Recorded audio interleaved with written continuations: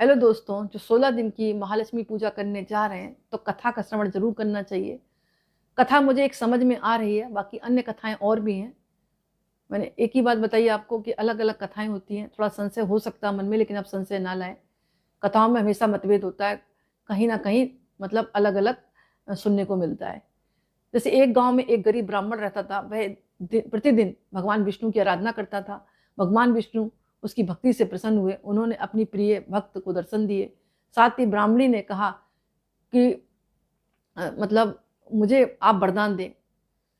तब ब्राह्मणी ने इच्छा जाहिर की और कहा कि हमारे घर में लक्ष्मी जी सदा के लिए निवास कर जाएं, मतलब उसकी जो पत्नी थी। इसके बाद भगवान विष्णु ने उस ब्राह्मणी को अपने घर में माँ लक्ष्मी को बुलाने का तरीका बताया। भगवान विष्णु ने बताया कि तुम्हारे घर से कुछ दूरी पर जो मंदिर है, वहाँ एक स्त्री आती है। वह आकर वहाँ पर उपले थापती है। जो तुम्हें उसे अपने घर आने का आमंत्रण देना होगा, वही माँ लक्ष्मी है। ब्राह्मणी ने भगवान विष्णु से कहे के अनुसार ही कार्य किया। ब्राह्मणी ने उस स्त्री को अपने घर आने का निमंत्रण दिया। तब माँ लक्ष्मी ने उस ब्राह्मणी से कहा कि 16 दिन के लिए माँ लक्ष्मी की पूजा करें।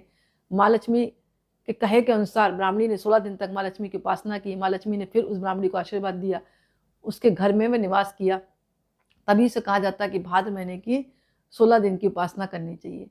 मतलब एक ब्राह्मणी ने सबसे पहले जो है इसका व्रत रखा था, और भगवान विष्णु के कहने से मतलब वो चाहती थी कि हमारे घर में लक्ष्मी जी स्थायी निवास करें। तो भगवान विष्णु ने उनसे कहा कि एक जो है मतलब स्त्री आती है जो उपले थापती है, और वही माता लक्ष्मी है। आप जाकर उनको आमंत्रित करो, घर में बुलाओ।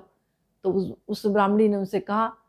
तो ब्राह्मणी ने कहा, मतलब जो स्त्री थी ना उससे कहा, तो स्त्री ने कहा तुम 16 दिन तक माँ लक्ष्मी को याद करो तो अपने आप आ जाएंगी माता। तब उसने 16 दिन तक पूजा करी। तब माँ लक्ष्मी उनके घर पधारी और उनको आशीर्वाद दिया। ऐसी कथा सुनने में आती है।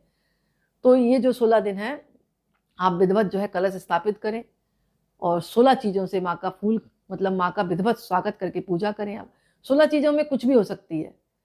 11 दीपक जला सकते हैं आप। खील, बतासे, मिठाई, वस्त्र, आभूषण, चंदन का लेप, सिंदूर, कुमकुम, सुपारी, पान, फूल, दुर्बा, चावल, लौंग, इलायची, केसर, कपूर, हल्दी, धूप, अगरबत्ती और 16 श्रृंगार की सामग्री।